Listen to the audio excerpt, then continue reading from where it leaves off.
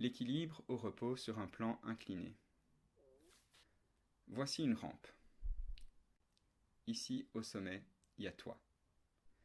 Imaginons que la rampe a un angle d'inclinaison alpha.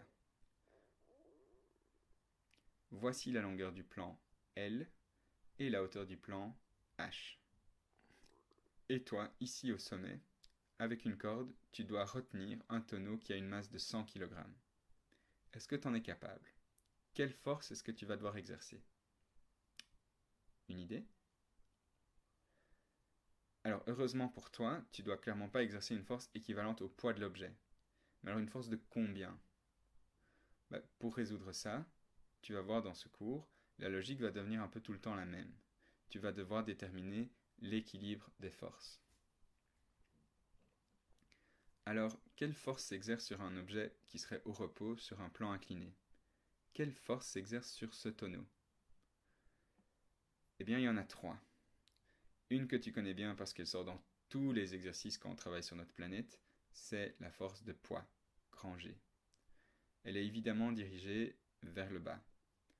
Et si tu connais la masse du tonneau, ici de 100 kg, tu peux facilement déterminer son poids. 100 fois 9,81, ça fait 981 newtons.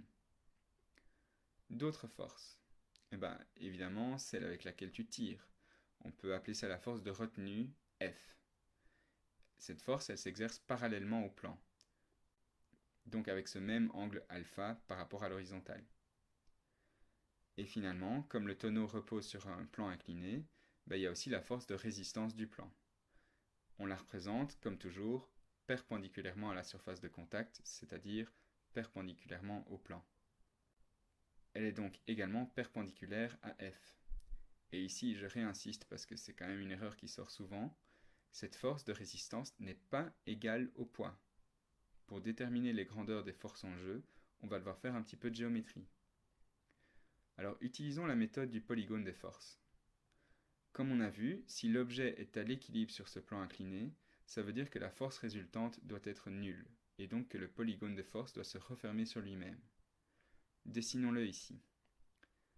Voici à nouveau le vecteur de poids dirigé vers le bas, puis le vecteur de résistance du plan dirigé comme ceci, puis le vecteur de la force de retenue que toi tu exerces, qui est dirigé par ici, et qui referme le polygone des forces. Alors c'est magnifique, et en plus, il y a un truc de fou qui se passe ici.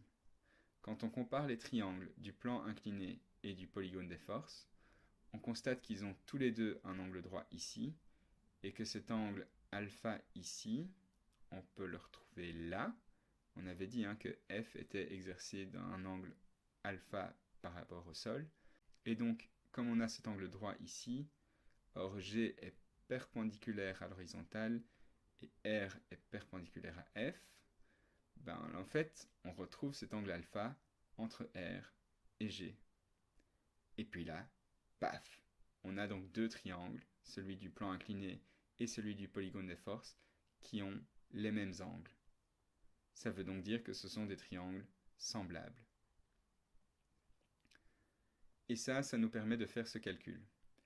Comme on sait que le sinus de l'angle alpha, ça correspond au rapport entre le côté opposé à alpha et l'hypoténuse du triangle, on peut dire que sinus alpha est égal à h, la hauteur du plan, divisé par L, la longueur du plan.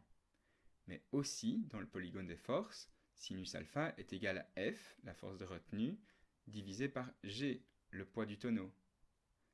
Donc, on y arrive, F, la force à exercer pour maintenir un objet à l'équilibre sur un plan incliné, ça correspond à G fois sinus alpha.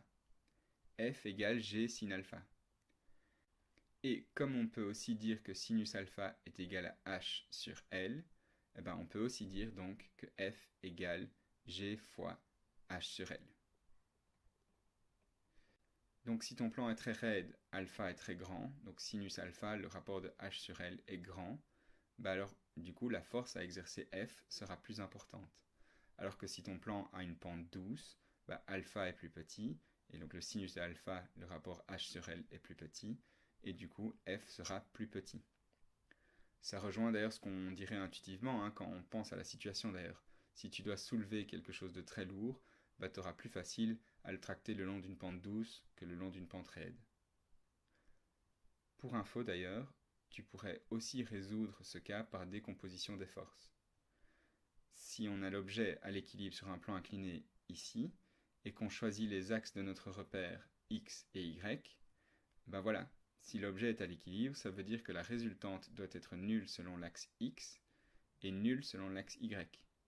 Selon l'axe x, on a la composante de g, qu'on peut appeler gx, qui est comme ceci, et f, qui est entièrement sur l'axe x. Et par contre, la force R, elle se trouve entièrement sur l'axe y. Eh bien, Gx doit être égal et opposé à F.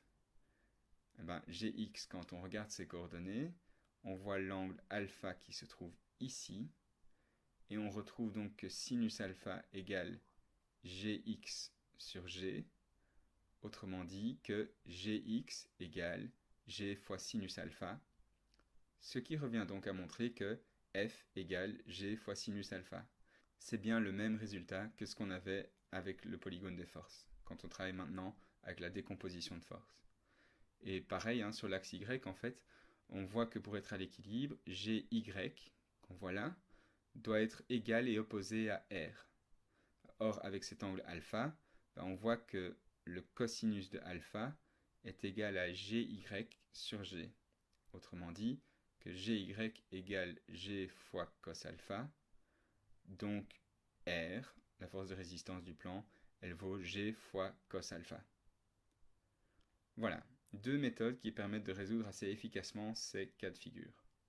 Alors si t'es pas à l'aise avec les sinus et cosinus, c'est vraiment l'occasion de les revoir à fond, parce que ça va être super important à utiliser en physique.